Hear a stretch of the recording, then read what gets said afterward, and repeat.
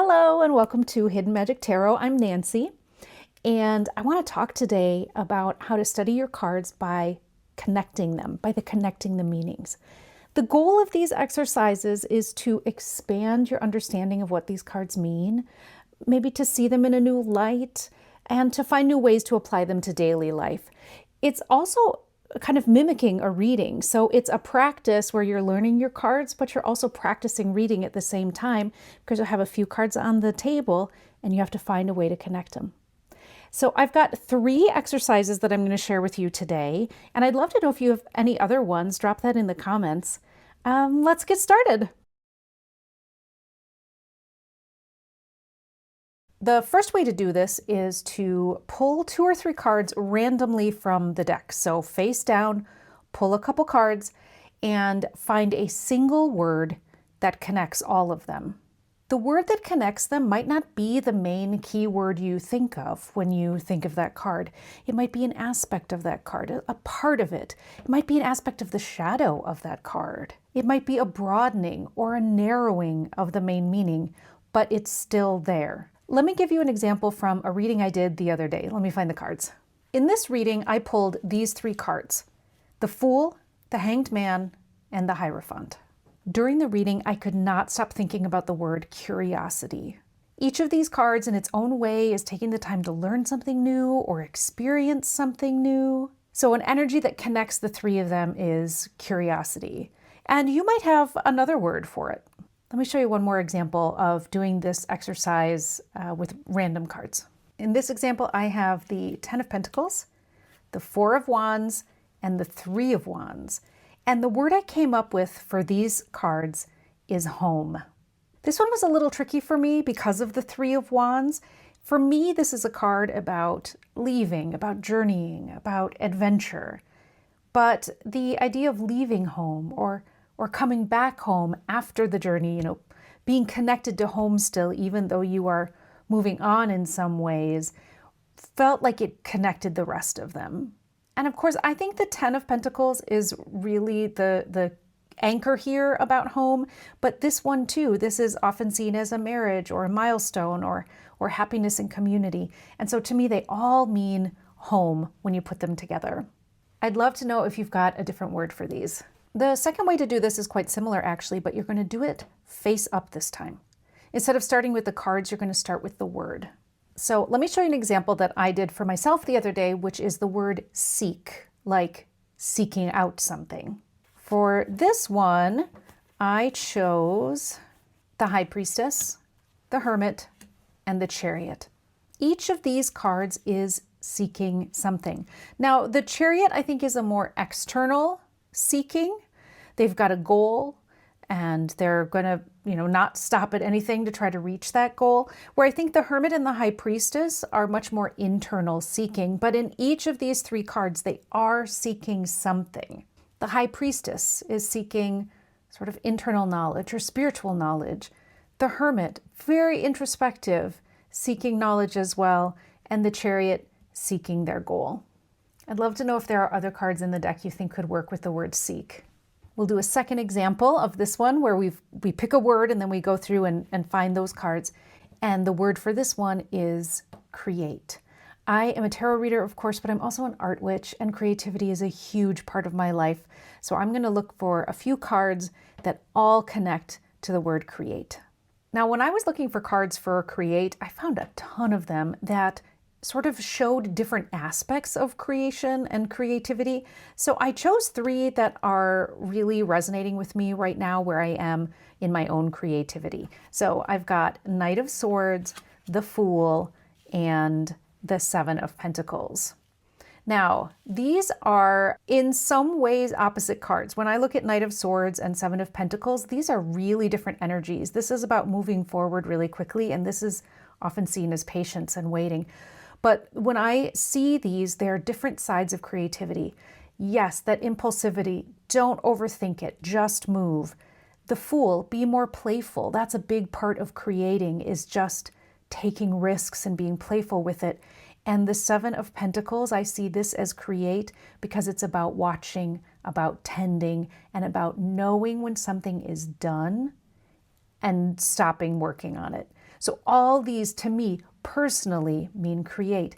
And of course, that's one of the great things about these exercises is that it's about attaching both generally accepted meanings as well as your own personal meanings and really expanding what you think these cards can do. For this last exercise where you're connecting your cards, I took out a mini deck because we are going to be making a concept map or a mind map. Think about these as like your, I don't know, like a bicycle wheel or a tree with branches. So a concept goes in the center, and then everything that goes around it is somehow connected to that center concept. And in our case, it's going to be a card at the center. And then all the other cards around it are connected back to that central card.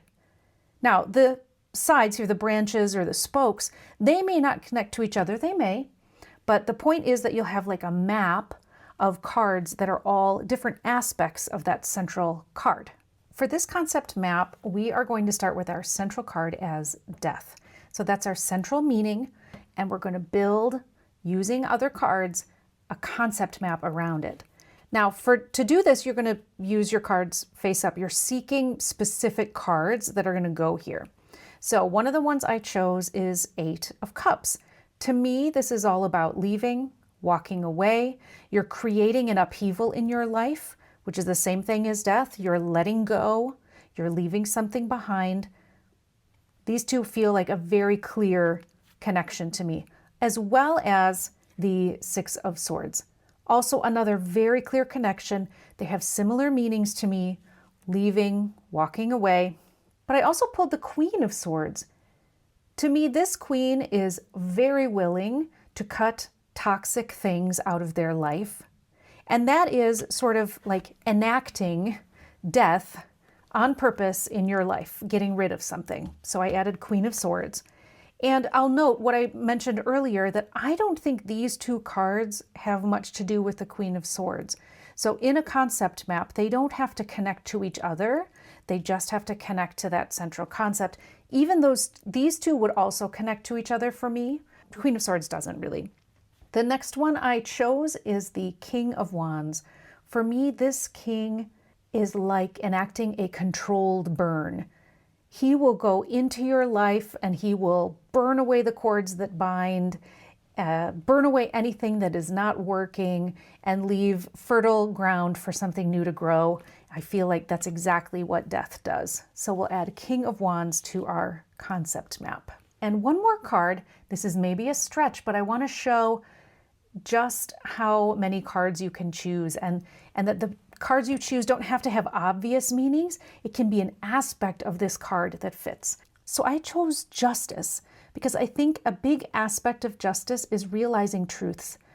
And in these hard truths, there is a bit of an experience of death, an experience of loss sometimes, where what you previously thought was the honest truth about the way the world works isn't at all. But in that act of justice, in that moment of justice, in that moment of realizing, you are experiencing an aspect of death along with that justice. All right, here's one example of a concept map. I have one more to show you. For this concept map, we're going to use the Emperor as our central concept. And you'll notice that I also chose Major Arcana for this second one. You don't have to choose Major Arcana for the central card, but I do think because they have such expansive meanings already that it does make the exercise a little bit easier. You can pull more cards for the branches or the spokes. Okay, so we're going to make a concept map with the Emperor. One of the ones I chose is the 3 of Pentacles. And what I was thinking here was about, this is an organized team. They are seeking expertise. They're embracing expertise. And I think when I think of the Emperor, I think of a lot of those things, like organization, leaning on having good people around them so they can make good decisions for the collective, that sort of thing. I also chose the King of Swords. Now, it's pretty common to think of the Emperor as the combined kings, but I did not pick all of them because I think the aspect of the King of Swords that really fits for me with the Emperor is their strategic and logical mind. I also chose the King of Pentacles. I chose 2 of the kings. I chose this one because I see them as very organized, as protective, as a provider kind of energy. And I think the Emperor in their light, in their healed, in their full self, is very much a protector and a provider. Okay, I have two more cards. One is the 10 of Pentacles. And for this one, I was thinking about legacy and stability as aspects of the Emperor. And the last one is 3 of Swords. Though the meaning of this card doesn't straight up match the meaning of the Emperor, I do think the Emperor has to be willing to make really hard decisions, to disappoint some people, and to weather what people think of them. They can't always worry about being seen positively if they're going to be making hard decisions. And so I will add the 3 of Swords to the concept map. All right, that's 3 ways of studying your cards by connecting their meanings. Let me know if you give them a try, or if you've already tried these before, or if you've got other suggestions for how to study. Give the video a like if you liked it, and subscribe if you're interested in more videos about studying tarot, a little bit about decks, but mostly about using tarot for empowerment and transformation. Thanks for stopping by. Bye.